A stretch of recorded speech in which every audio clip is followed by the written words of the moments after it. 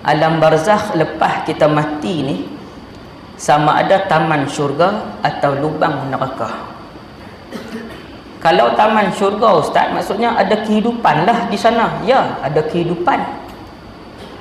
Kalau taman syurga ustaz, adakah bermaksud kita boleh jumpa dengan orang lain? Jawapannya ya, boleh jumpa dengan orang lain. Kalau Nabi kata, janganlah jadikan kubur kami ya Allah satu lubang daripada lubang api neraka, bermaksud manusia akan disiksakah di alam barzakh sana? Jawapannya ya. Ada manusia bila masuk dia terus kena hentam sampai kiamat, sampai malaikat Israfil tiup sangkakala baru berhenti sat. Berhenti tu tak dan tarik nafas pun. Kemudian dihidupkan semula, masuk ke alam yang kelima yang lebih mencabar.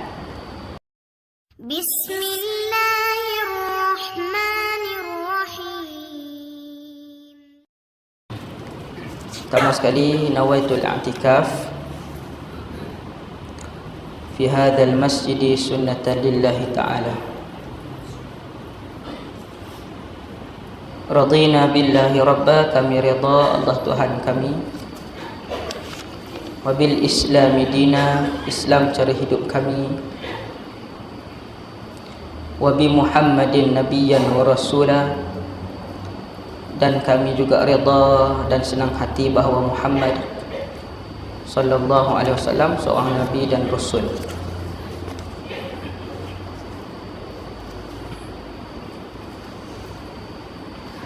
Malam ni tajuk barzakh.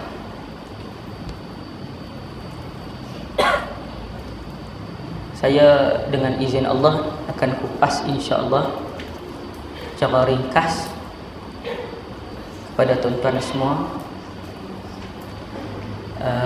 Satu alam yang lebih panjang daripada alam dunia ni, tapi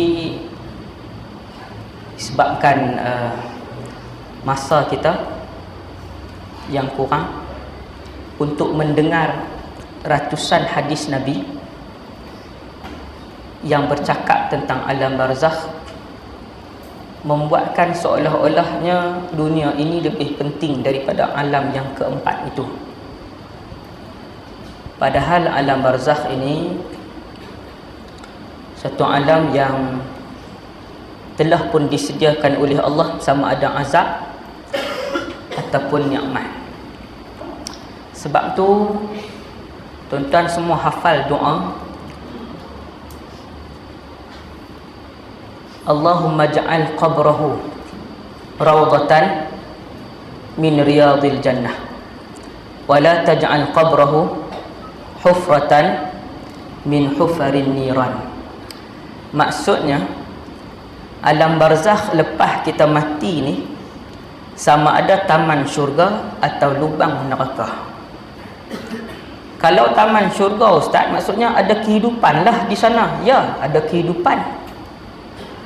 Kalau taman syurga ustaz, adakah bermaksud kita boleh jumpa dengan orang lain? Jawapannya ya, boleh jumpa dengan orang lain.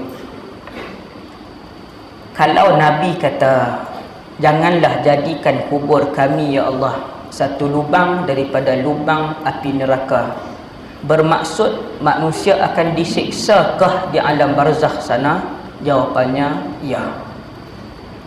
Ada manusia bila masuk dia terus kena hentam sampai kiamat, sampai malaikat Israfil tiup sangkakala baru berhenti sat. Berhenti tu tak dan tarik nafas pun. Kemudian dihidupkan semula, masuk ke alam yang kelima yang lebih mencabar. Alam kelima iaitulah alam akhirat. Sedar ataupun tidak, malam ni kita dah berada pada alam yang ketiga. Boleh jadi lepas minggu antara kita akan pergi ke alam yang keempat. Lepas minggu je. Malam ni dia dengar alam barzakh, lepas minggu dia pergi ke alam yang keempat itu. Alhamdulillah, dia dengar juga malam ni boleh buat persiapan.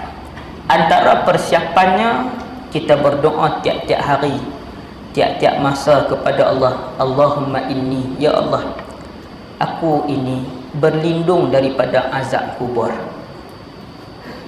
Bila tuan-tuan Nabi baca doa tu, hak ni intipati ceramah malam ni, ialah kita beriman adanya azab kubur dan adanya nikmat syurga di dalam alam barzakh. Muqaddimah nikmat syurga ada di dalam alam barzakh.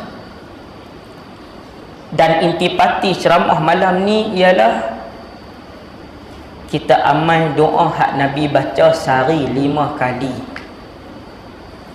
Ramai tak baca doa ni, iaitu selepas tahiyat akhir, sebelum bagi salam, tiap-tiap hari Nabi baca paling kurang fil alamin innaka hamidum majid. Habis tahiyat akhir, sebelum bagi salam, Allahumma inni, doa, a'udzubika min azabi jahannam, ya Allah, lindungkanlah aku daripada azab neraka jahannam, wa min azabil qabri, daripada azab kubur, wa min fitnatil mahya wal mamat, aku berlindung ya Allah daripada fitnah hidup dan mati, wa min syarri fitnatil masihid dajjal, dan daripada kejahatan fitnah al-masih ad-dajjal. Itu doa sabit dengan hadis yang sahih. Nabi baca tiap-tiap hari, bukan sekali tuan-tuan, tiap-tiap kali Nabi baca tahiyat akhir sebelum bagi salam. Angkat tangan berapa orang hak baca maghrib tak sah doa tadi?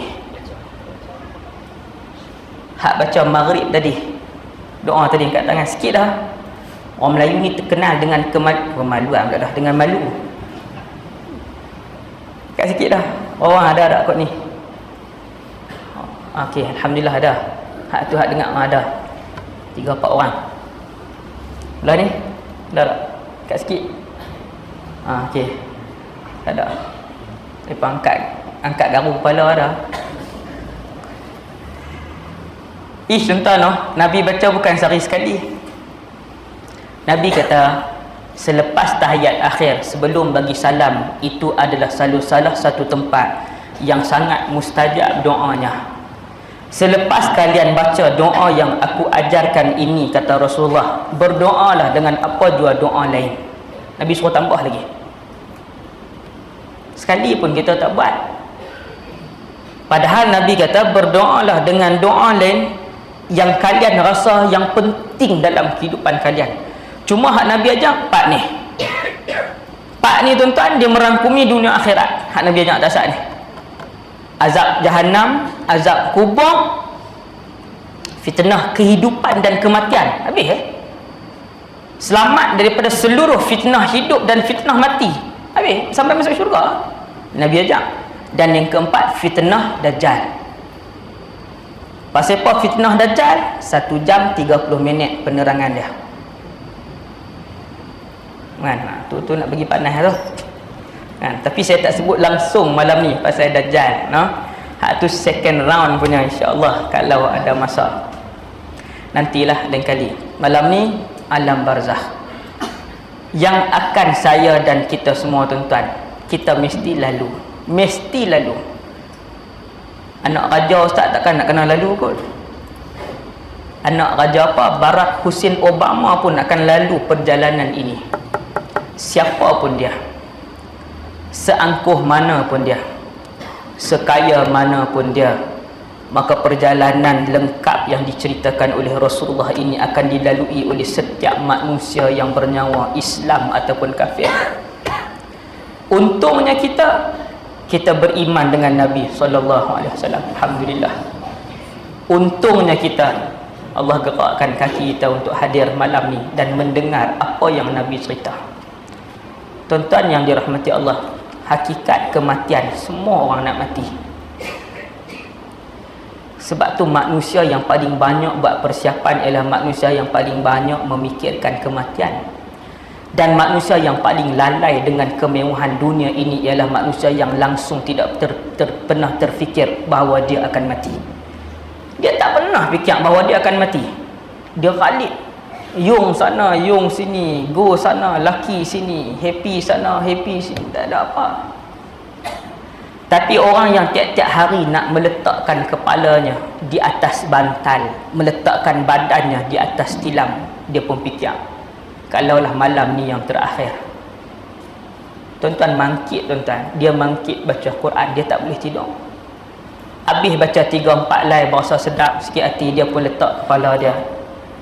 Hati dia yang bersih bisik sekali lagi, kalaulah malam ini yang terakhir. Maka bangun sekali lagi hamba Allah ni semayang pula 2 rakaat. Sebab kebanyakan orang bukan mati aksiden. Kebanyakan orang tidaklah mati di atas kapal terbang yang meletup. Dan kebanyakan orang tidak juga mati terbakar dalam kereta yang kemalangan. Kebanyakan orang Allah bagi mati, dia duduk atas tempat tidur dia. Majoriti sama ada di rumah atau di hospital. Maka tiap-tiap hari kita tak kepala, boleh jadi yang tu adalah tak kepala yang terakhir dalam hidup kita. Hakikat mati, tuan-tuan, kullu nafsin dha'iqatul maut. Ulang ayat ni pun dah boleh membuatkan nasihat kita, nak tambah tak jadi tambah. Kullu nafsin dha'iqatul maut. Dan bila manusia tambah lagi dengan peringatan, ala inna lil mauti la sakarat, bahawanya setiap yang merasakan kematian itu pasti akan merasakan kesakitan. Sakit. Mati bersamaan dengan sakit. Orang yang dicabut nyawanya, walaupun dengan perlahan-lahan oleh malaikat Israel, tetap merasakan kematian. Kenapa tidak? Rasulullah sallallahu alaihi wasallam, sebaik-baik makhluk dan manusia yang paling dicintai oleh Allah, pun merasakan kematian. Tuan-tuan boleh tengok hadis sahih yang diceritakan oleh Sayyidatuna Aisyah, bagaimana Nabi melafazkan ala inna lil mauti la sakarat. Nabi kata sakit rupanya kematian ini. Duk nazak tu. Ketika itulah Aisyah menyebutkan kepada orang yang ada, dia kata, aku tak dengki kalau tengok orang yang mati tak sakit, sebab aku pernah melihat Rasulullah SAW mati, wafat di hadapanku, dan Nabi menyebutkan bahawa kematian itu ada kesakitannya. Berapa kali pitam Rasulullah SAW dengan kematian. Maka Nabi ajak satu lagi doa, Allahumma hawwin alaina fi sakaratil maut. Ya Allah, mudahkanlah ketika mana kami sakaratul maut. Hanya satu kuasa sahaja di dalam alam ini yang boleh meringankan beban sakit kematian. Tidak Jibril, tidak Israfil, tidak Muhammad, tidak Ibrahim alaihissalam. Hanya Allah subhanahu wa ta'ala. Sebab tu Nabi ajak, Nabi kata, pohon doa dengan Allah, Allahumma hawwin. Hawwin ni mudahkanlah ya Allah. Sementara hidup ni, sementara hidup.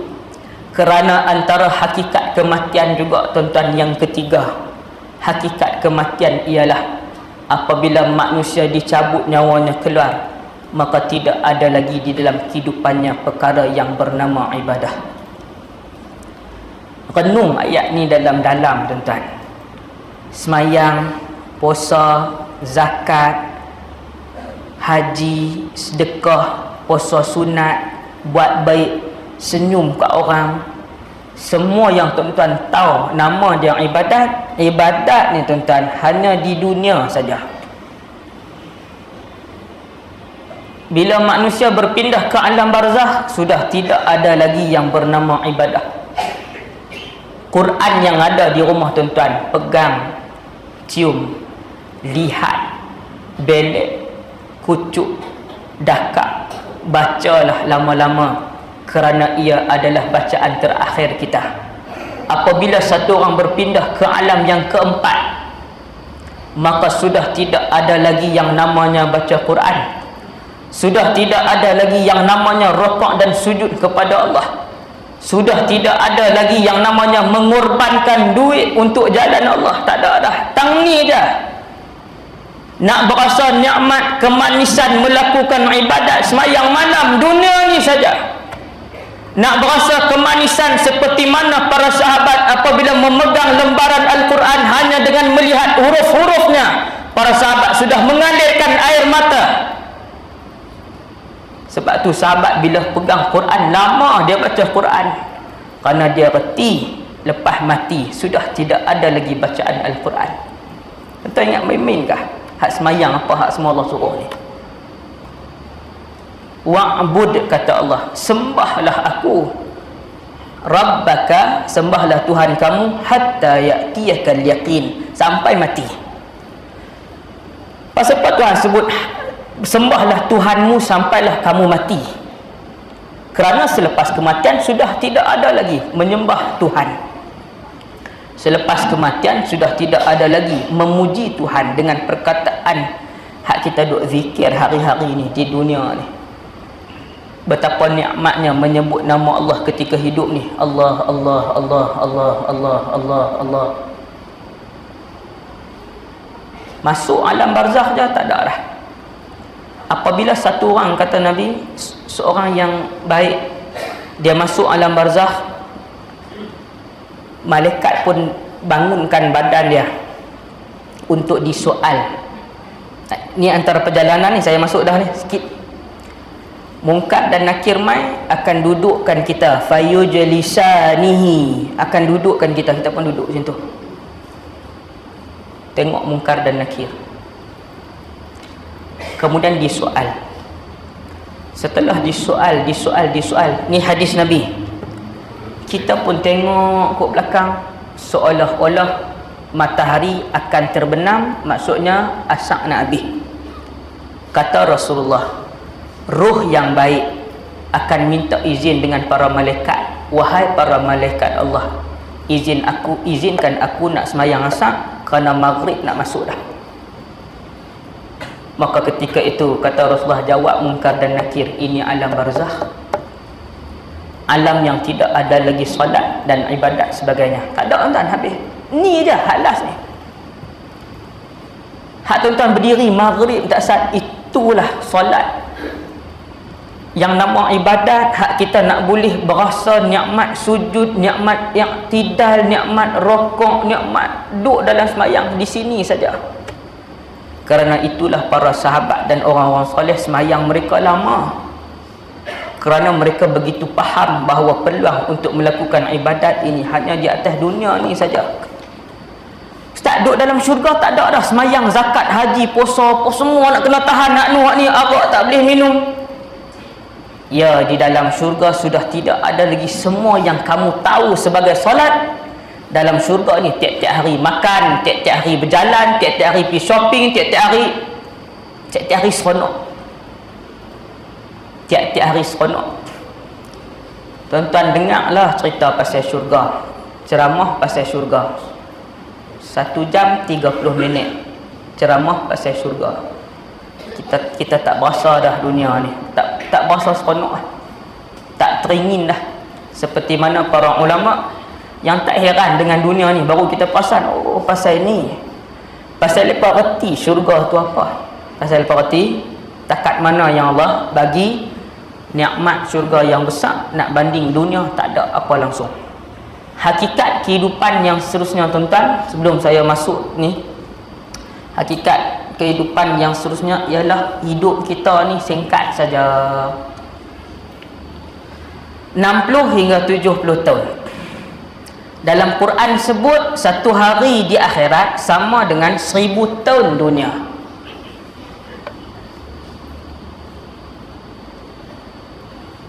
Wa inna yawman inda rabbika ka alfi sanatin mimma ta'udun. Tuhan kata, hampa nak tahu tak Tuhan kata dalam Quran ni, seolah-olah Tuhan cakap dengan kita begitu, sesungguhnya satu hari di sisi aku sama dengan 1000 tahun hak hampa duk hidup di dunia tu.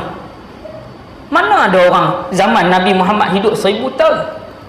Paling kuat 110, 120. Yang lain semua 60 hingga 70 tahun saja. Tuan-tuan, 60 atau 70 ni tuan-tuan nisbah pihak sehari akhirat. dapat sama dengan 1 jam 30 minit seolah-olah kita hidup di dunia ini. Padankah sejam 30 minit itu kita mengingkari arahan Allah? Hak sikit tu. Hak sikit tak salah. Sebab itu antara ucapan manusia bila bangun di padang mahsyar, pakat bersembang sesama-sama umat ni, pakat bersembang antara satu sama lain. Mereka kata kita hidup 10 hari je sembang sama-sama mereka. Kawan mereka kata tak, 5 hari lah. Allah menjawab, bukan 10 hari, bukan 5 hari, kurang daripada 1 hari hampa hidup. Berapa tuan-tuan kurang daripada 1 hari? Hak saya abang kasat ni sejam 30 minit purata dia. Singkat dia tuan, singkat sangat, no? Maka dengan sebab tu selalulah peringat kepada isteri kita, suami kita, anak-anak kita tentang hakikat kehidupan dunia ni yang cukup sebentar. Kemudian apabila malaikat maut diberitahukan oleh Allah malaikat banyak, antara malaikat paling kanan 4 orang, paling kanan. Yang pertama malaikat Israfil, yang kedua malaikat Jibril ataupun Jibril, nombor 3 malaikat Mikail, yang keempat malaikat Malakul Maut. Nama dia yang betul. 4 orang ni tuan-tuan ketua kepada semua malaikat yang wujud, kerana tugas mereka besar. Saya tak mau urai satu-satu, dia jadi lagi panjang. Kita ambil malaikat maut saja. Apa tugas malaikat maut? Tugas malaikat maut adalah untuk mencabut semua hak ada nyawa. Maknanya semua yang bernyawa mesti kenal dengan malaikat maut. Ustaz, kita tengok ke muka malaikat maut? Pasti. Saya akan melihat muka malakul maut ketika mati nanti. Tuan-tuan semua akan melihat muka dan paras rupa, wajah dan sosok tubuh malaikat maut apabila kita hampir mati nanti. Siap. Bersiap daripada malam ni, alhamdulillah, tawarah, alhamdulillah. Cuma Nabi bagi tahu, saya akan sebut. Saya akan sebut malaikat maut dia main dengan 2 rupa. Rupa untuk mengadap dan menyambut roh yang baik, dan rupa untuk mengadap dan merentak roh yang fasik, roh yang munafik, dan lebih kuat teruk lagi adalah roh-roh yang kafir. Satu hari Rasulullah sallallahu alaihi wasallam duduk di tepi kubur seorang sahabat, duduk tengah gali. Duduk tengah gali ni Nabi duduk. Waktu sahabat-sahabat lain duduk gali, Nabi pun duduk.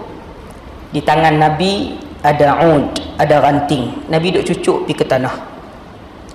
Kepala Nabi tengok ke bawah. Nabi duk cucuk pelan-pelan. Sahabat tahu maksudnya Nabi sedang berfikir.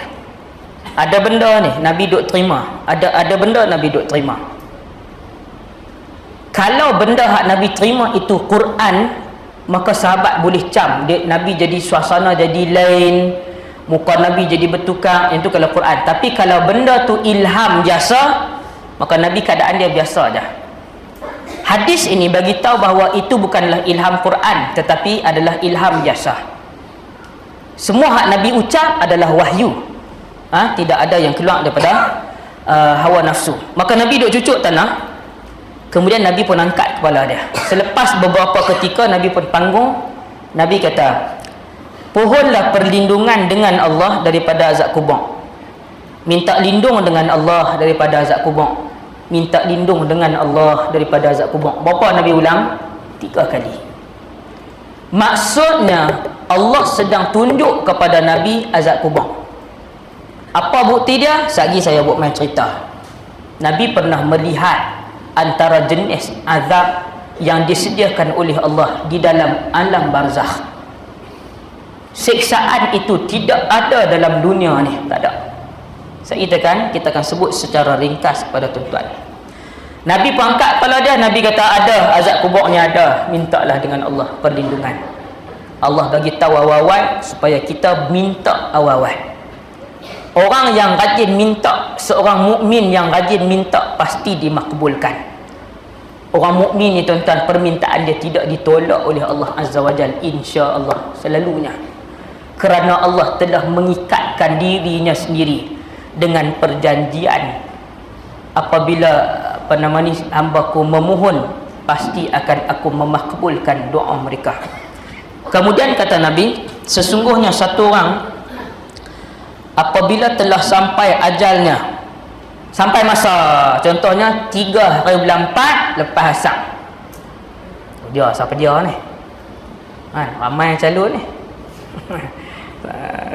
Zaman hari ni bukan orang-orang yang berumur. Zaman hari ni hak muda sama naik diusung masuk untuk disolatkan jenazah dalam masjid. Sama naik. Bulan ni orang muda, bulan depan orang berumur sikit. Bukan kata tahun ni semua orang berumur je hak duk main semayang, tak. Hak tu zaman dulu. Zaman ni Allah ambil nyawa budak muda ramai. Sama keluar pi dengan rezek sampai simpang 4, terseret, mati. Kepala duduk tang lain, badan duduk tang lain.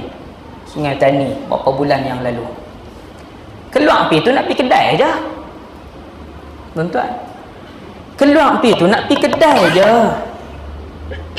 Dia pun tak berasa orang pusat ke, kening duk bergerak ke apa, tak ada signal apa pun. Start motor keluar tu nak pi kedai, lintas simpang 4, belaga, terseret badan, kepala duk tang lain, orang angkat badan tak ada. Ni kata mati. Ini kata mati. MH17 berapa ratus orang naik, tuan? MH17 ni hak terbaru tu, hak Jerman kan, penerbangan Jerman 160 tak silap saya. 160 orang mati serentak. Berapa orang yang berasa, yang tahu kata dia nak mati? Tak ada seorang pun.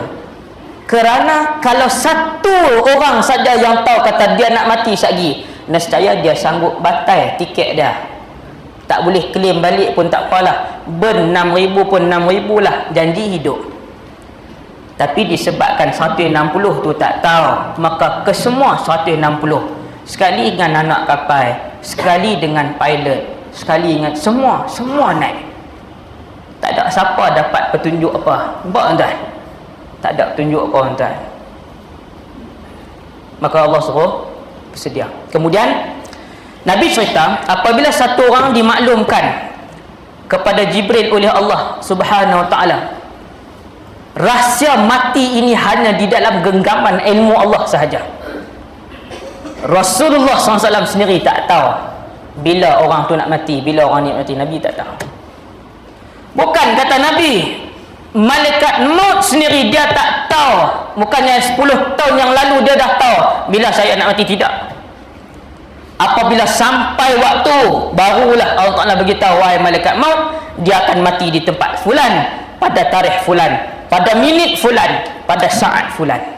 Barulah dia turun bersama dengan pasukannya, bersama dengan susuk tubuh dan wajah yang telah pun diarahkan oleh Allah untuk dia turun. Apabila kita nak mati, malaikat maut pun turun. Saya cerita yang selalu jadi rumah lah ataupun di hospital. Orang yang mati tengah-tengah bawa kereta laju sampai di simpang 4, dia pun tak berhenti, kereta sana pun tak berhenti, bam, belaga, mati. Waktu nak belaga tu malaikat maut tahu dah, sagi di depan tu dia akan belaga dan dia akan mati pada jam 8.35 minit dan 23 saat. Waktu nak hentam kereta tak saatnya malaikat maut dia main elok je, pam, kena dengan waktu tu terus dia tarik. Dan ketika malaikat maut duduk tengah tarik itu, dalam saat yang cepat itu dia melihat, dia sudah pun melihat alam sana. Tuan-tuan, hak ni yang kita nak tengok, hak ni yang saya nak tengok, insya-Allah mesti tengok. Nabi kata setelah Allah arahkan, maka dia pun akan turun daripada langit. Kebanyakan malaikat tempat tinggalnya adalah langit. Ini disebutkan dalam kitab akidah. Maskanul malaikah as-sama. Tempat tinggal kebanyakan malaikat adalah langit. Begitu juga malaikat maut bila dia nak turun daripada langit. Dia turun, kata Nabi, bidul wujuh, mukanya putih berseri-seri. Hai, malaikat maut. Ya, hadis ni hadis sahih daripada Bara bin Azib. Ni hadis ni, dia mula dengan ayat kharajna ma'an nabi sallallahu alaihi wasallam fi jinazati rajulin minal ansar fantahaina ilal qabri walamma yulhad. Panjanglah ni bahasa Arab, saya tak terjemah, saya dia jadi panjang sangat, no, sebab kita nak berhenti awal. Nampak muka seronok kan? Berhenti awal. Saya 7 jam di atas kenderaan hari ni, no. Ni soal ni pula. Kemudian Nabi kata mukanya putih berseri-seri, seolah-olah pada muka-muka mereka itu ada cahaya matahari. Nabi kata muka mereka, malaikat maut dia akan turun sama ada dengan pasukan malaikat azab ataupun dengan pasukan malaikat rahmat. Seandainya ruh yang akan dibawa keluar itu adalah ruh yang baik, ruh orang mukmin, ruh yang mati dengan husnul khatimah, maka malaikat maut akan turun dengan pasukan malaikat rahmat. Wajah malaikat maut ketika itu putih berseri-seri. Ketahuilah tuan-tuan yang dirahmati Allah, waktu kita tengok dan kita pandang malaikat maut yang duduk di kepala kita, Nabi kata dia akan main duduk tahun ni kepala. Waktu kita pandang tu dia main dengan rupa yang putih berseri-seri. Ketahuilah tuan-tuan sekalian, kita orang yang beriman, yang baik nasibnya, insya-Allah. Seawal melihat wajah malaikat maut, kita sudah tahu tempat kita di dalam kubur sama ada lubang neraka ataupun taman syurga. Seawal melihat wajahnya. Sebab tu kata para ulama, apabila melihat wajah malaikat maut, kalau dia datang dengan rupa yang hitam melegam, maka ketika itu seorang manusia akan melupakan 60 tahun nikmat kehidupan dia di dunia dulu. Lupa tu 60 tahun tu lupa hanya dengan tengok rupa tu saja, sebab dia tahu dah lepas ni perjalanan kehidupan dia di alam yang keempat pasti sukar dan pasti menyusahkan, pasti membeban dan pasti menyakitkan. Habis tak ada, nak taubat nampak dah habis dah. Nyawa bila dia tarik, malaikat maut tarik ni, dia akan naik kot ni, daripada bawah dia naik sampai sini. Ni bila nyawa itu sampai ke sini, sebelum dia keluar habis, satu orang yang sedang dikeluarkan nyawa itu sudah pun melihat alam yang kedua, yang selama ini ditutup rapi oleh Allah Subhanahu Wa Taala. Kita akan dibuka alam itu ketika tu. Sebab tu bila tarik keluar orang meninggal ni, mata dia akan ikut roh tu, dia akan tengok kot ni, dia akan ikut roh dia keluar. Nabi kata malaikat maut dia akan duduk di kepala, akan duduk di kepala. Bila dia main dengan pasukan malaikat rahmat, kita berasa lega, alhamdulillah. Yang itulah yang kita minta dengan Allah. Hidup ini tuan-tuan, yang paling penting ialah bagaimana kita menghabiskan umur hidup kita. Ending tu yang paling penting. Ending paling penting sekali. Kalau 60 tahun beriman dengan Allah, semayang rajin, puasa sunat rajin, sedekah rajin, dekat-dekat nak mati dia pergi buat video, dia duk pi pesenda hukum Allah Azza wa Jalla. Dia kata hudud kan ada, mesti boleh kenyang, dia kata macam tu ayat tu. Dia kata ish lapar lah, oh dia kata tak apa, hudud kan ada, mesti hudud boleh mengenyangkan kalau tak ada makanan pun. Itu ayat sindiran kepada hukum Allah.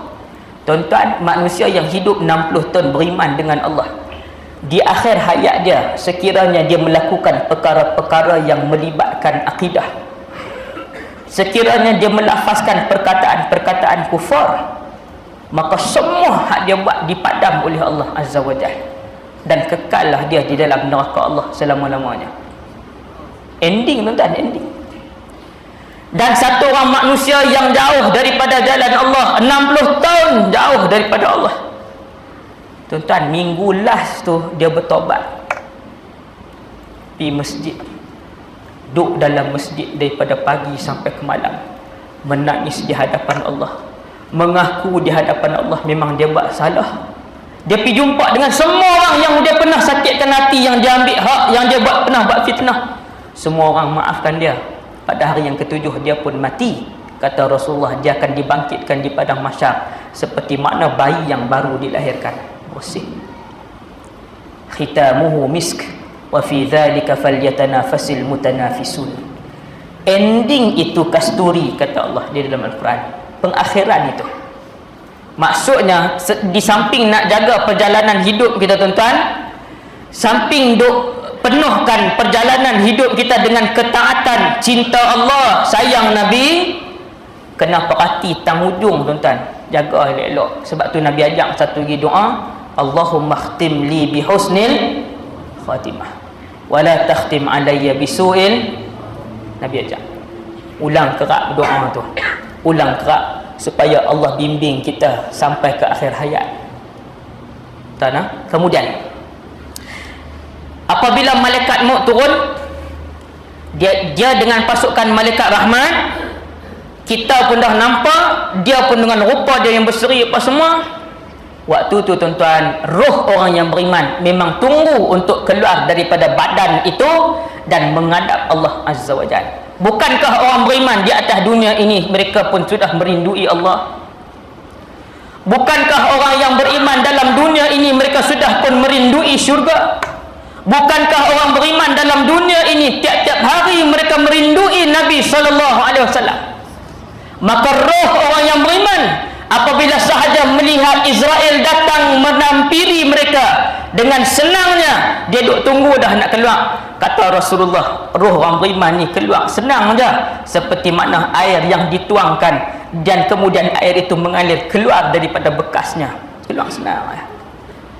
Kerana roh itu merindui Allah. Kita ni rindu Allah ke tak? Anak teringat ada anak? Teringat. Abang kita, adik kita teringat dah? Teringat. Isteri kita, suami kita teringat ada? Teringat. Teringat tu macam mana? Teringat ni kira-kira ustaz kalau tak balik raya 3 tahun tak balik, dia telefon kata sibuk, kita ni waktu duk tengah masakan dia tu duk meleleh yang mata ni. Ada orang suruh toyak ke? Tak. Tapi pasal apa? Pasal hati ingat, pasal hati sayang. Meleleh turun pelan. Kita pun gabui kan. Tu pasal apa mak dia tu teringat pula, doa ni cabai apa duk goreng ni bihun. Buat tuan. Dalam duk naik bawa kereta teringat anak, ayat mata turun. Pasal apa tuan? Pasal sayang. Pernah tak kita duduk di ruang tamu rumah kita seorang-seorang, tiba-tiba air mata kita mengalir laju kerana mengingatkan Allah Azza wa Jalla? Rindu sampai tak tu, rindu Allah sampai tak tu. Tuan-tuan, tu nama rindu Allah. Begitulah rindu Nabi SAW. Tengah duk bawa kereta ni, buka radio selawat. Sallallahu ala Muhammad. Sebab tak boleh nak bawa dah, berhenti pergi jalan, turun naik mata ni. Hak tu cinta Rasul. Hak tu cinta Allah. Nah, hati yang mencintai dan merindui Allah dan Rasulnya, maka hati itu yang dibawa dengan roh itu tak sabak-sabak bila tengok malaikat maut datang dengan wajah yang berseri-seri. Kata Nabi, datang dengan membawa kafan daripada surga, wangi-wangian daripada surga yang dibawa oleh seluruh makhluk kecuali jin dan manusia sahaja. Waktu tu kita bau punya wangi, kita kata wanginya. Malaikat maut pun datang, panggil kita. Dia pun panggil elok, senyum elok aja tuan-tuan. Bukan semua malaikat turun macam kita dah dengar cerita dulu-dulu ni, turun mesti tengah bam marab buka, tak ada masuk kubur ni. Bukan. Nabi kata kalaulah roh kita roh yang baik, dia turun dengan rupa yang berseri-seri, senyum, mai sambut kita, bukan mai. Bila dia nak tarik roh kita tidak perlu dipaksa, memang roh kita duk tunggu. Dia pun kata, ya ayyatuhan nafsut tayyibah ukhruji, keluarlah ila maghfiratin minallahi wa ridwan, keluarlah menghadap pengampunan dan keredaan Allah Azza wa Jalla. Nabi kata fatasilu, maka roh itu pun mengalir keluar dengan mudah, kama tasilul qatratu minas siqa, seperti mana air yang keluar daripada tempat bekasnya. Senang. Bila ada di tangan malaikat maut roh kita, lalu roh kita pun dibawa pergi meninggalkan alam ini selama-lamanya. Tinggal dah alam ni, alam nombor 3 ni tinggal, nak pergi alam nombor 4. Bila bawa tuan-tuan keluar tu, kita tengok rumah kita. Kalau lepas tak kita dalam bilik, kita keluar tu kita tengok bilik, nampak berapa orang hak duk baca Quran, berapa orang yang duk cari geran rumah. Rumah ada geran kau? Geran tanah. Nampaklah. Berapa orang yang nyorok siap dah motor ayah dia. Aku nak motor ni, apa nak ambil, ambil. Padan muka. Dah anak-anak semua tak reti. Buat macam mana? Waktu roh keluar tu dia tengok, dia boleh lihat siapa yang teriak, siapa yang tak teriak, siapa yang boleh baca kat dia Quran, siapa yang tak boleh baca. Tuan-tuan, roh ni bila dia nak keluar, suasana dalam rumah mesti tenang. Balik anak, cucu cicit, sepupu nak menakan ke apa ke, sewa homestay luar, hampa pergi duduk sana. Hampa nak makan, nak riuh rendah, nak pasang radio ke apa, pergi sang sana. Dalam rumah tok duk nazar, bagi tenang dalam rumah, tak mau duk masak-masak apa. Hak ni yang betulnya tuan-tuan. Seorang sahabat nama dia Amr bin al-As. Dia ni cerdik, sahabat yang sangat bijak. Apabila dia nazar, sahabat lain mai duduk tepi dia, nak dengar bagaimana dia mengungkapkan keadaan nazar, sebab dia ni cerdik. Orang lain bila nazar ni dia boleh cakap tak? Cakap tak mau dah, makan tak mau dah, senyum tak mau dah, mata tengok sempat ya. Tengok sempat. Pasal apa tuan-tuan? Pasal apa ni ketak malaikat Israel nak mai? Orang bila dia ketak terlampau tuan-tuan, siapa pun dia tak mau cakap dah. Dia berasa malaikat Israel nak mai tu. Dia tengok setempat ni.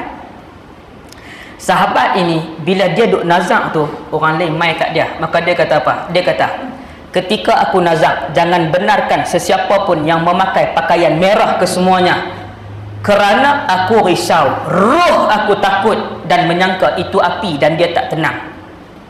Nampak tuan? Kalau pakai baju merah pun kacau roh yang nak keluar, apatah lagi anak cucu cicit kita hak sekok duk pasang lagu jebon apa, hak sekok duk tengok maharaja lawak di tengah tu punya kuat duk bergelak, hak sekok lagi duk mesej dengan nawek, duk buat dosa dalam rumah tu, tidak mengundang seorang pun malaikat, yang penuh semua setan-setan orang dan setan-setan jin. Padan muka. Hak mai lah, hak banyak anak cucu yang balik, banyak tak tutup aurat. Sudah duk lintas depan tu. Oh, napas lagi ni, tengok ada ini. Biar bak kamu lambat ni patut. Nak balik main PS3. Kita yang bentuk suasana begitu, anak-anak cucu kita, tuan-tuan. Kemudian roh itu akan dibawa ke mana tuan-tuan? Rupanya perjalanan setiap roh apabila dibawa keluar, kita akan dibawa naik ke atas. Semua roh. Inilah perjalanan barzakh, Islam ataupun kafir. Saya sebut dulu perjalanan roh yang baik. Moga-moga semua dalam masjid ni mati dalam keadaan husnul khatimah. Amin, insya-Allah. Doa ini akan disampaikan oleh para malaikat kepada Allah Azza wa Jalla. Itu kelebihan majlis ilmu. Kemudian tuan-tuan yang dirahmati Allah, malaikat maut yang rupa berseri tak sah dengan malaikat rahmat hak semua rupa berseri ni, kita pun dah dikafankan dengan kafan syurga, wangi-wangian syurga, bau dia punya mengembang. Sebab bau syurga ni tuan-tuan 500 tahun perjalanan sudah bau. Pintu syurga tu bila buka 500 tahun perjalanan. Perjalanan mana? Titian sirat. Panjang titian sirat ni, jauh dan gelap gelita. Hak tu cerita mahsyar. 2 jam cerita mahsyar kalau nak habis. Tuan no? Panjang, banyak tajuk yang tuan ni. Kemudian dia pun naik, langit ditutup. Tuan-tuan, kita naik esok nanti, pintu langit memang akan ditutup. Semenjak Rasulullah lahir, pintu langit ke-7 ditutup oleh Allah, kerana sebagai penghormatan kepada kekasih Allah. Sebab setan-setan dan jin yang boleh terbang ni, dia duk terbang pi dan ambil maklumat. Lepas tu dia buat turun, dia duk semak ke ni tu bomo dukun-dukun hak merapu ni di bawah ni. Tuan-tuan, selepas Nabi lahir, pintu langit ke-7 ditutup. Sebab tu Nabi naik Isra Mi'raj pun tutup dulu, baru buka, baru minta izin. Kemudian malaikat maut naik, pintu tutup. Siapa? Malakul maut. Untuk apa? Nak bawa satu ruh menghadap Allah. Perjalanan kita semua macam tu. Lalu dibuka pintu langit yang pertama. Bau kain kafan syurga dan wangi-wangian syurga itu telah memenuhi seluruh penduduk langit yang pertama. Maka bercakap-cakaplah malaikat-malaikat di langit pertama, ruh siapa ni yang wangi sangat ni naik sekarang ni? Mereka akan tanya nama apa.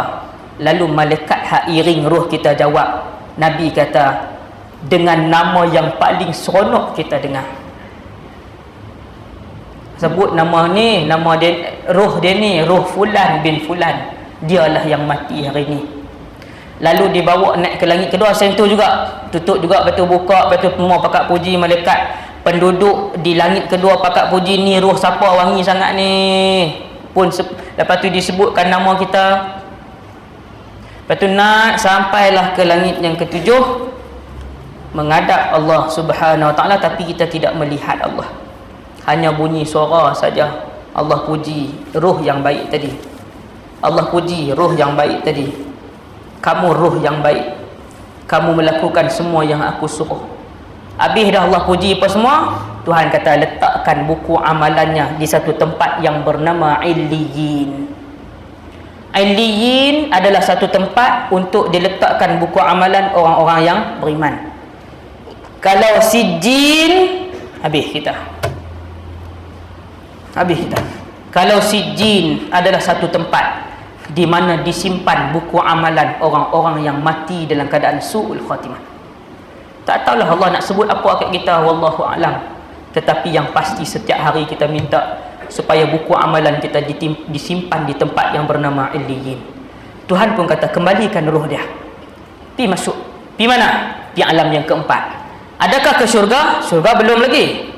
Di saat saya bercakap ini, syurga telah pun disiapkan oleh Allah dan neraka telah pun disediakan oleh Allah, tapi belum ada penghuni. Dua-dua ada, tuan-tuan, tapi belum ada penghuni. Jadi bila Allah Ta'ala kata kembalikan dia ke mana? Kembalikan dia ke alam barzakh. Mana alam barzakh? Wallahu a'lam. Nabi pun tak pernah sebut hadis secara tepat tang mana alam barzakh. Cumanya Tuhan suruh turun balik daripada langit 7, 6, 5, 4, 3, 2, 1. Lepas tu pitak di alam barzakh. Alam ni luas, tuan-tuan. Allah ada banyaklah tempat. Kita pun kembali ke tempat kita, masuk dalam alam kubur. Apabila kita dimasukkan ke dalam alam kubur, hak jenazah kita tak sah pun, orang dah mandi apa semua, pakat cium lah apa semua, dikafankan, buat pergi ke masjid semayang apa, buat masuk. Bila masuk dalam tu, tanam kambuh dengan kubur apa semua. Allahumma salli ala Sayyidina Muhammad. Orang pun baca tahlil, apa semua. Kita pun seronok, no? Sebab apa? Sebab tu imam peringat. Kita kata tak payah study, ya. Tu imam peringat soalan nombor 1, soalan nombor 2 dalam talqin tu ada tahlil pada talqin. Tuan kena tegur, saya letih. Saya tu baru merapu satu tu lagi dia main salah seteguk terus. Saya tak ingat. Ni letih. Tuan-tuan, dalam talqin kita atas kubur tu, Tok Imam akan sebut 1, 2, 3, 4. Sebenarnya 1% pun tidak membantu mayat hak duduk di bawah. Hak talqin tu. Talqin itu untuk orang hak duduk di atas, peringatan. Yang akan membantu penduduk kubur menjawab dengan persoalan malaikat munkar dan nakir adalah kekuatan amalan dia. 100% bergantung dengan amalannya. Memang dengan amalan dia. Bila dia masuk, orang pun tinggal. Tuan-tuan bayang saya bila lalu kubur, tambah-tambah kalau ada orang, kemarin ada orang meninggal, Rabu kemarin Rabu, lalu pergi kubur, mereka duduk korek. Nabi kata bila selesai tanam, orang baca talqin apa semua, orang pun akan bangkit tinggalkan kita. Tidak ada isteri solehah yang akan tunggu sampai, bukan kata setahun, tak payah sebut setahun lah. Adakah isteri tercinta tunggu 3 hari? Adakah suami tercinta tunggu 3 hari? Suami lagi sakan. Kalau perempuan dia boleh tunggu sejam setengah, orang lelaki Tok Imam balik, dia pun sama naik dengan Tok Imam, jom kita kena TO apa dulu. TO dah. Baru tak sah ni. Kita baru kena kembali tadi lah. Dia tarik dah di kedai. Tuan-tuan nak harap kat siapa? Tiap-tiap orang dengan diri dia aja. Tidak harta yang dibekalkan, tidak pangkat yang dibekalkan, tidak ada anak-anak yang dibekalkan. Kita dan amalan kita semata-mata yang akan duduk di dalam itu. Nabi kata bila masuk dalam tu, selesai apa semua, orang pun tinggalkan kita, kita boleh dengar. Hak ni Allah bagi dengar. Dengar apa tuan-tuan? Mereka mendengar bunyi derupan tapak kaki terakhir yang meninggalkan perkuburan itu. Gerun tak tuan-tuan? Dengar ni, pak sambil mereka duduk sembang jalan pi. Hak sembang pasal nak singgah di kedai mana. Hak sembang nak buat sedekah kat ayah kita bila. Dengar ni. Bunyi tapak kaki itu. Bunyi tapak kaki itu kita dengar. Hak depa sembang lagilah kita dengar. Depa pun pi pak. Selesai sunyi, turun munkar dan nakir. Sebelum turun munkar dan nakir, orang yang rajin baca Quran, orang yang rajin baca surah Kahfi, surah Al-Mulk. Tabarakalladzi biyadihil mulku wa huwa ala kulli syai'in qadir. Nabi kata, ada satu surah dalam Quran, jumlah ayatnya 30. Siapa yang rajin baca surah itu, maka dia akan menjadi peneman kepadanya di dalam alam kubur nanti. Tuan-tuan tahu peneman macam mana? Lepas semua orang balik, surah ini akan datang kepada kita dengan rupa bentuk satu orang manusia yang cerah bercahaya. Waktu tu seronok tak tuan-tuan? Allahu Akbar. Kita pi negara luar, kalau travel seorang-seorang, tiba-tiba jumpa orang satu bangsa dengan kita, satu negara dengan kita. Dia berhenti sembang tu lama lah. Tengok-tengok, Assalamualaikum, salam, main mana? Malaysia. Oh, Malaysia. Orang mana ni? Orang Kulim lah. Kulim juga. Sembang setengah jam. Sebab apa? Ada orang kenal. Tiba-tiba dalam alam kubur tu Nabi kata, Allah hantar mai surah kita dah baca tu. Amalan kita, kata pendapat yang lain, amalan kita mai kat kita. Kita pun tengok dia, kamu siapa? Dia kata, aku amalan baikmu. Sebentar lagi munkar dan nakir akan turun kepadamu. Dia pun ingat tuan, ni amalan. Apabila munkar dan nakir turun kepadamu, janganlah kamu takut kepada mereka berdua. Sama ada macam talqin yang kita nak baca tu lah. Tapi talqin tu kita tak dengar. Amalan kita akan nasihat kita apabila mereka bertanyakan kepada kamu, man rabbuka, jawablah Rabbi Allah. Amalan kita pun malaikat munkar dan nakir turun, dia pun tanya kita, amalan kita dah beritahu, kita pun jawab sampai habis. Lepas habis tuan-tuan jadi apa? Ulama khilaf pendapat pada tempoh berapa lama malaikat munkar dan nakir nak tanya kita. Bukan selama-lamanya. Kita akan duduk di alam barzakh, insya-Allah sampailah ditiupkan sangkakala yang kedua. Sementara nak tunggu daripada mati sampai tiup sangkakala yang kedua itu, kalau roh kita baik macam hak saya cerita tak sah, roh kita baik macam yang saya cerita tak sah, maka lepas malaikat munkar dan nakir pi, Ada yang pendapat kata sehari, ada pendapat kata seminggu, ada pendapat kata 30 hari. Dia mai tanya tu. Kemudian malaikat mungkar dan nakir akan pi dan tinggal terus kita. Kemudian jadi apa? Kemudian kita pun akan hidup di alam sana, mendapat nikmat. Kubur kita diluaskan, ada cahaya terang benderang, dan jumpa dengan semua roh-roh baik yang telah pun berhijrah ke alam barzakh. Nabi kata siap tanya lagi. Ini bukan dan tengok dulu ke pindah pergi qaryah kami duduk 3 bulan. Dan duduk 3 bulan lah. Oh, pergi dengar tak ceramah barzakh kata ni? Dia kata dengar. Orang kuliah juga. Tuan-tuan, yang tu saya tambah lah. Yang tu saya tambah hidup ngangor betul dia ni tak boleh panggil ni kan. Hak saya tambah faham-faham lah kan. Nabi beritahu kata kita berjumpa dalam duk sembang depa. Roh-roh lama pekat mai kita ni, anak aku macam mana? Anak apa nama ni? Okey, masuk universiti apa semua alhamdulillah. Kita hak baru turun ni. Ulama-ulama di kalangan roh tu kata biar kat dia saat dia letih tu. Letih tuan-tuan, perjalanan jauh daripada tarik nyawa duk sakit ke, duk letih lagi, sakit lagi. Ulama-ulama kata biar kat dia sat. Depa pun tanya kita, nampak ada roh fulan bin fulan? Dia kata depa tanya kat kita, hak lama ni tanya, fulan bin fulan mati dah lagi, haji fulan ni.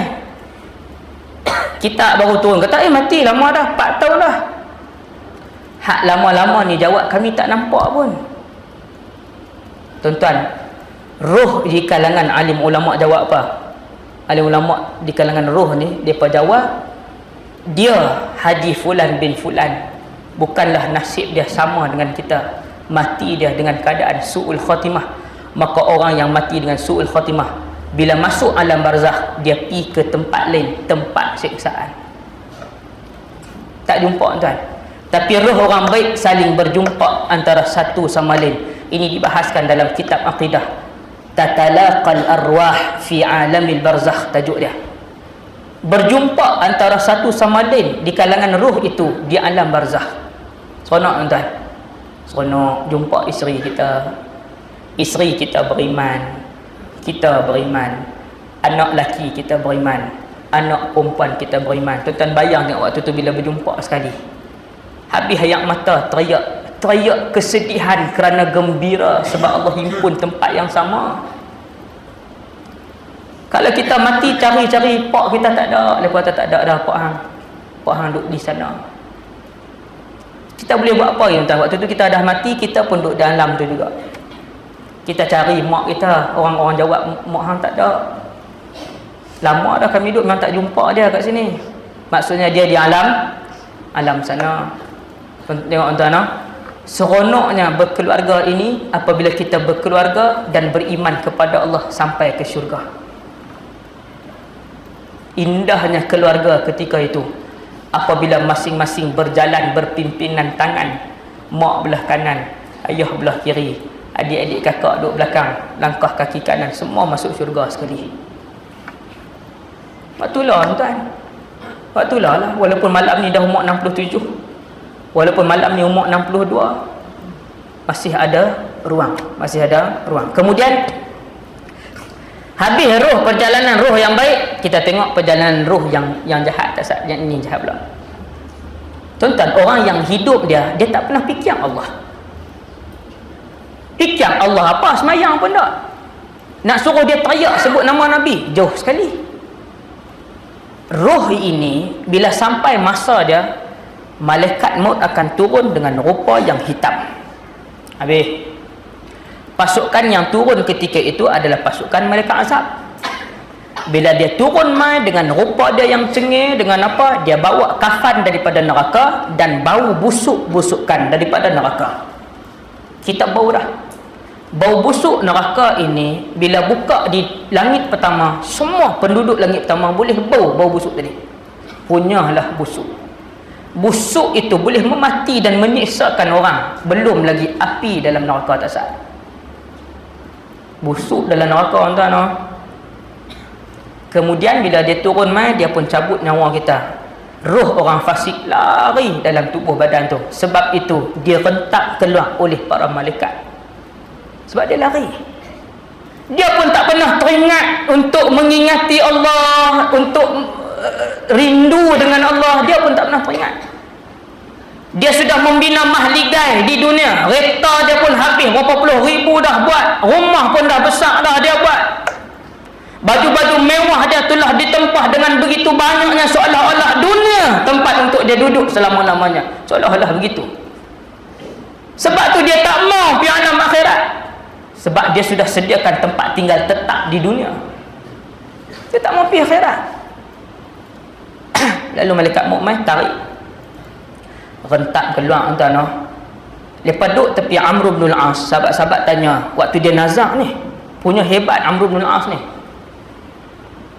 Bila dia duduk sakit ni, orang tanya dia, macam mana keadaan kamu sekarang? Dia jawab, aku seperti seekor burung yang berada pada satu tempat tertutup, di bawahnya api menyala-nyala, di atasnya tidak ada lubang untuk keluar. Burung tu duduk terbang, pok-pok, turun bawah kena api, nak mati tuan. Itu sahabat Nabi Amr bin al-As radhiyallahu anhu. Kita tuan, kita selama mana ingat doa Allahumma hawwin alaina fi sakaratil maut, banyakkanlah. Kita ni bukan Nabi tuan, bukan Rasul kita ni. Mati syahid lagi tak mau. Bunyi kot mulut macam tu je lah. No ustaz mati syahid, isi borang mana ni? Saya nak kirim dengan MAPIM pergi Palestin ataupun Syria. Berapa orang ada yang mau isi borang? Jadi mujahidin kena tangkap pula, you know. Akhir zaman ni mujahidin kira orang jahat lah, no. Dunia terbalik memang Nabi.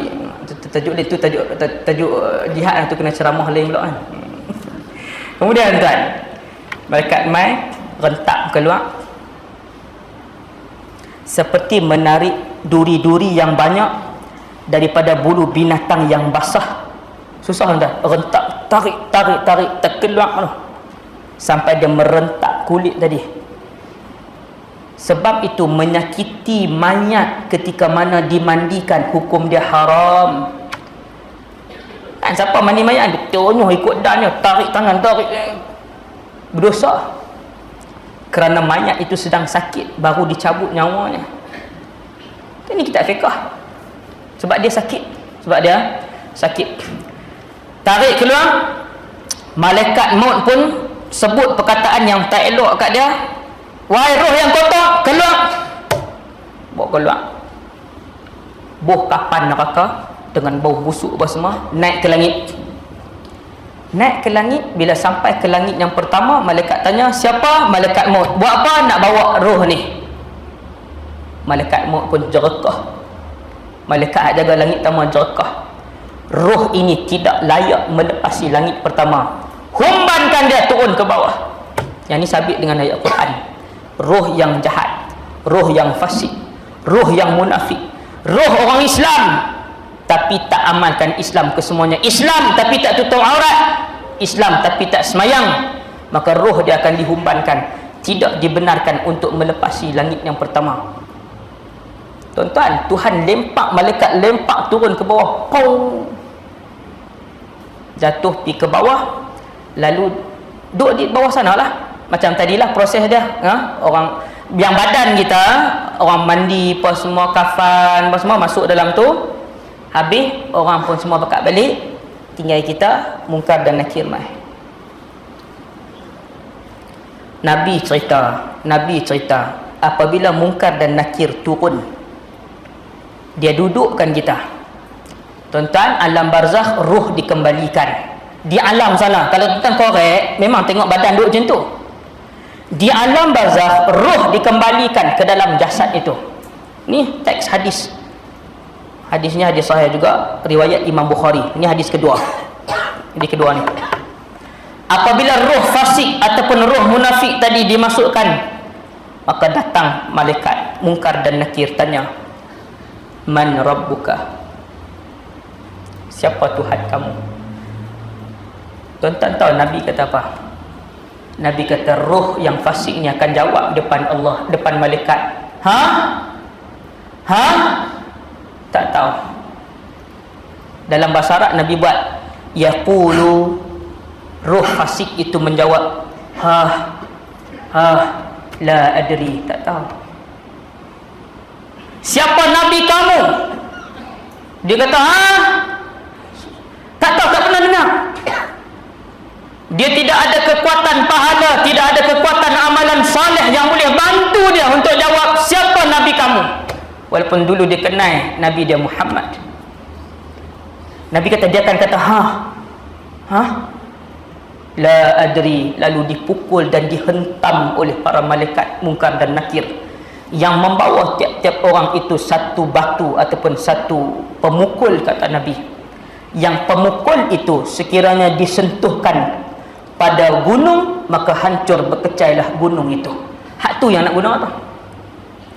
Malaikat Munkar dan Nakir ni bila tak boleh jawab, dia petuk dengan benda tu. Nabi sifatkan penukul itu kalau disentuh kepada gunung, berkecai gunung. Katok kita saat ni hancur badan kita, dia santun balik. Kaedah penyiksaan tuan-tuan, Allah Azza wa Jalla ni bila hancur sakit tu, sakit dia cantum balik ni. Cantum. Malaikat Munkar dan Nakir tanya soalan, dia kata la adri, aku tak tahu. Nabi sebut ni jawapan hak dia nak sebut tu. Dia akan tak tahu. Satu demi satu soalan tak boleh jawab. Akhirnya dipukul. Tanah pun himpit dia. Gelap gelita. Keluar dengan binatang itu dan ini. Yang patuk-patuk, yang belit-belit, yang sengat-sengat, yang katok-katok. Sampai bila tuan-tuan? Sampai kiamat. Yang terakhir untuk malam ni, saya baca hadis tentang azab kiamat, azab kubur. Ini terakhir dah 9 suku dah. Boleh berhenti dah lagi 10 minit lagi, insyaAllah. Betul kan? Saya tengok tak ada siapa betul kan ni kaki kan? Siapa steady ni orang kuliah ni? Lepas panggil main kuliah tetap di sini kan? Saya nak main test dulu, tengok macam mana kan? Tengok power ni boleh main insyaAllah lain kali. Kemudian tuan, satu hari Nabi berhimpun dengan para sahabat macam ni lah. Nabi pun tanya, hadis ni riwayat dalam Sahih Bukhari, seorang sahabat nama Samurah ibn Jundub. Hadis sahih kan? Nabi lepas mayang subuh, Nabi kalih kat sahabat, Nabi kata, semalam siapa mimpi? Sahabat kata tak ada. Nabi kalih belah ni, ada tak siapa mimpi semalam? Sahabat kata tak ada. Nabi kali, ada tak siapa mimpi semalam? Sahabat kata tak ada. Apa maksud dia tuan? Maksud dia kadang-kadang sahabat mimpi dan Nabi tak mimpi. Kadang-kadang. Kebanyakannya Nabi yang mimpi. Panjang cerita dia. Kemudian Nabi kata, semalam aku mimpi. Mimpi Rasul adalah wahyu dan hukum. Mimpi seorang Nabi adalah wahyu dan hukum agama. Mimpi orang biasa bukan wahyu dan bukan hukum hakam agama.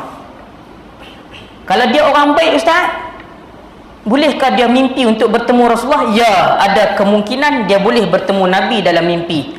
Juga sabit dengan hadis yang sahih. Nabi boleh mai kat kita dalam tidur kita. Boleh jadi benda tu.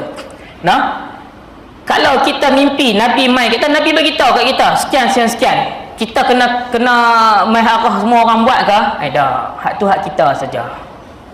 Kecuali Nabi pesan, Nabi bagi tahu nama kawan kita, Nabi kata habaq kat dia sekian. Hak tu kita kena habaq.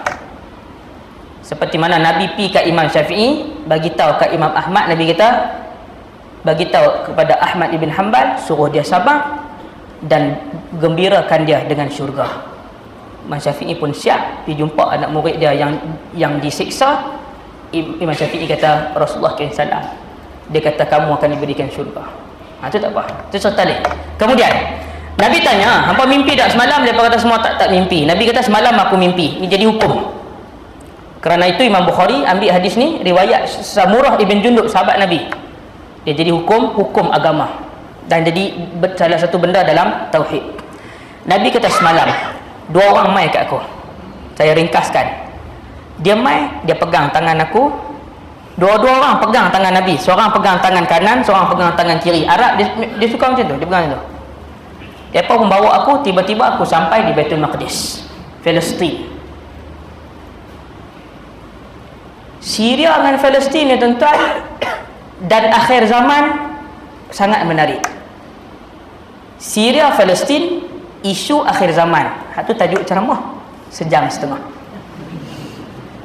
Oi, best kan, Nabi Isa turun di situ. Banyaklah tu cerita hak Melani ni. Nabi masuk lah. Kemudian tuan, bawa api. Nabi kata tiba-tiba aku sampai Baitul Maqdis, tengok Palestin. Mereka pun pimpin tangan aku sampai satu tempat. Aku tengok satu orang laki-laki.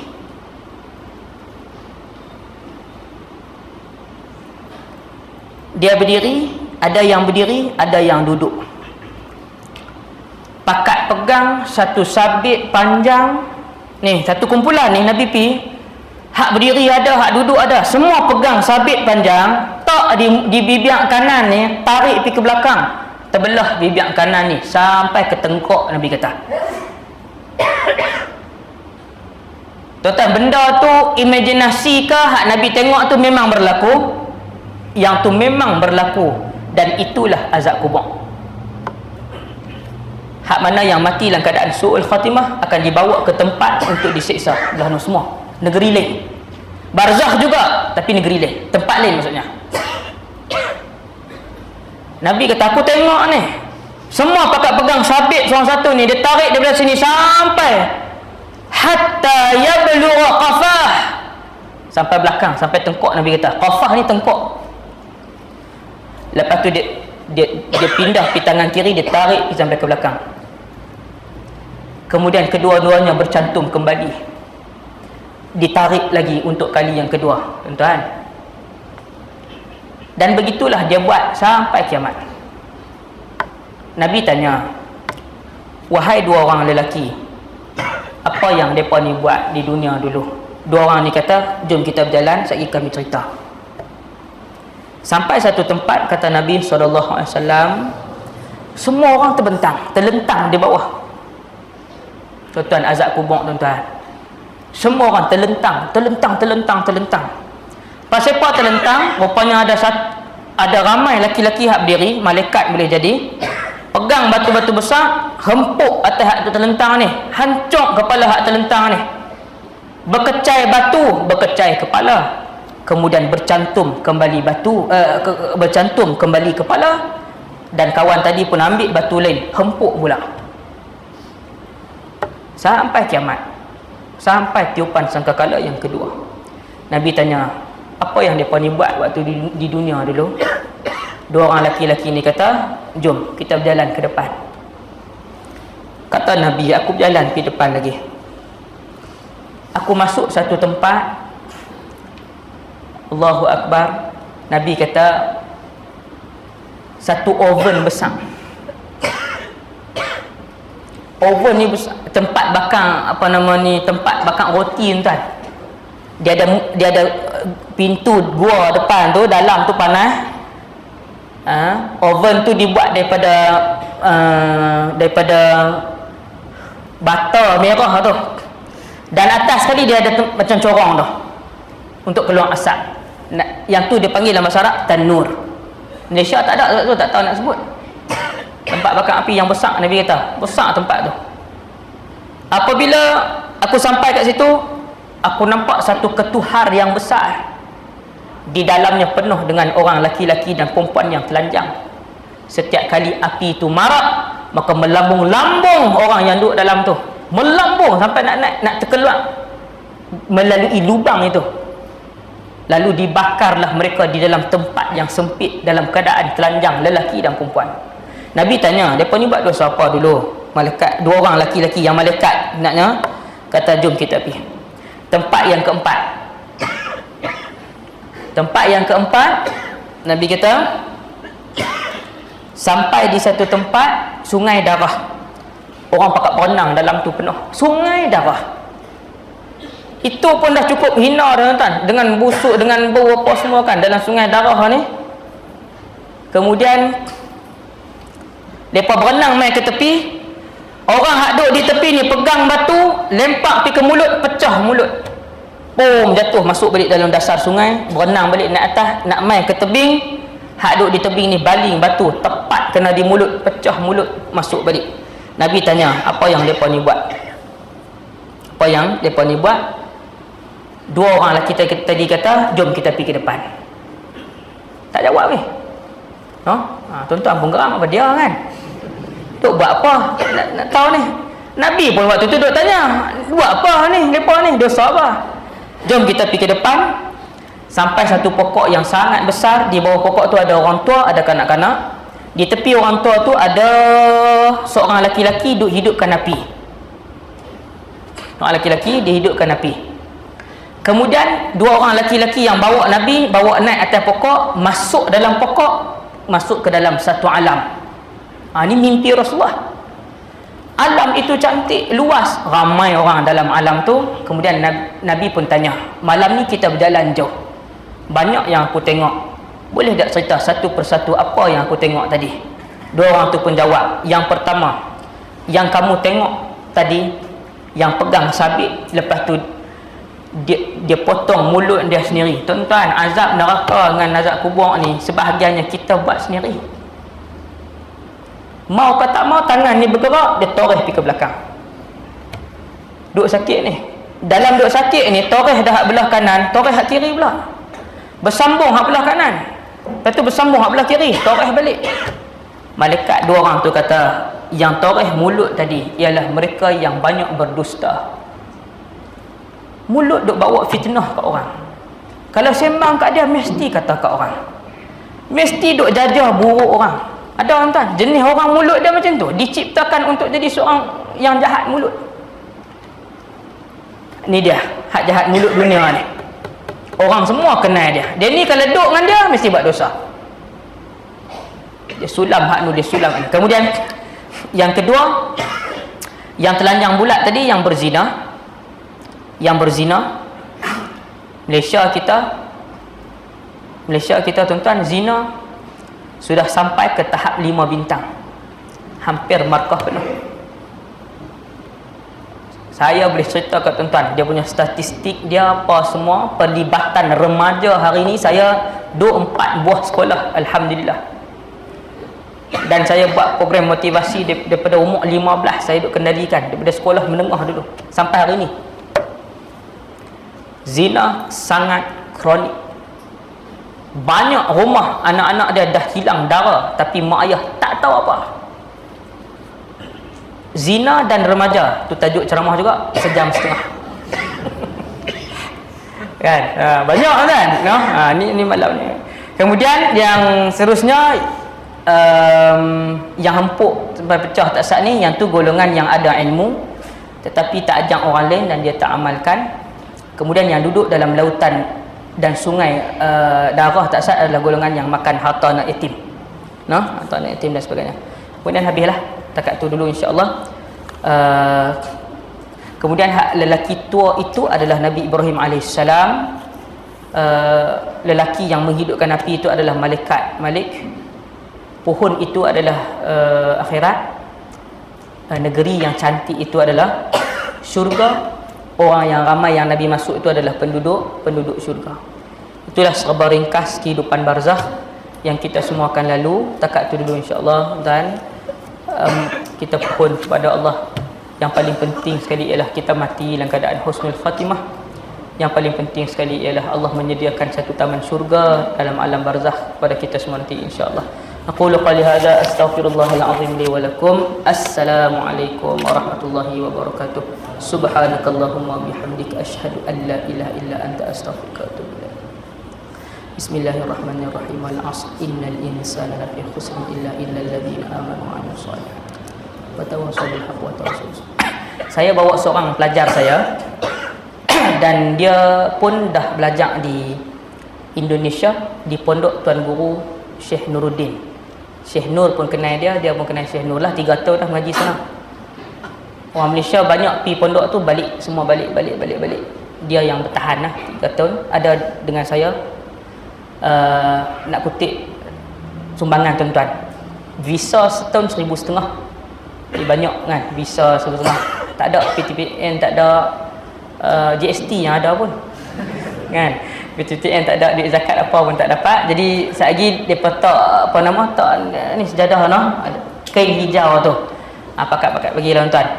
Duit tiket lagi, belanja sana 2,000, visa 1,500. InsyaAllah ni ramai yang tengok ni. Kalau dapat bawah 2,000 saya tak main dah.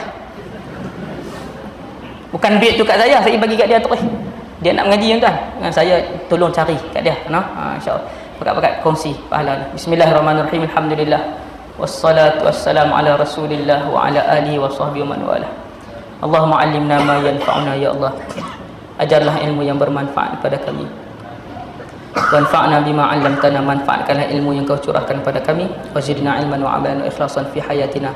Tambahkanlah kepada kami ya Allah ilmu, amal ibadah dan keikhlasan dalam kehidupan kami. Wa sallallahu ala sayyidina Muhammad wa ala alihi wasallam. Alhamdulillahirabbil alamin.